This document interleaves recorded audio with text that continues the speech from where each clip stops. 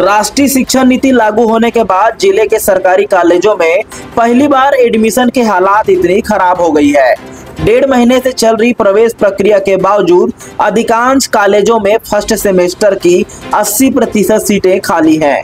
मंगलवार शाम 5 बजे मिली जानकारी के अनुसार बासिन और घोटिया जैसे कॉलेजों में बीकॉम और गणित संकाय की सभी सीटें खाली हैं।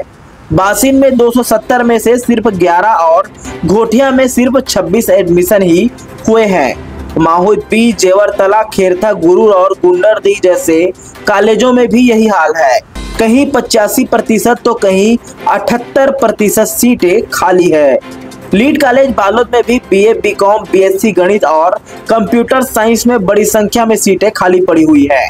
कन्या कॉलेज बालोद की स्थिति भी बेहद चिंताजनक बताई जा रही है। कॉलेज प्रबंधन के मुताबिक दुर्ग विश्वविद्यालय की ओर से 3 चरणों में ऑफलाइन प्रवेश की व्यवस्था की गई है। 2 चरण पूरे हो चुके हैं। तीसरा और अंतिम मौका 31 जुलाई तक का है। इसके बाद दाखिले नहीं होंगे।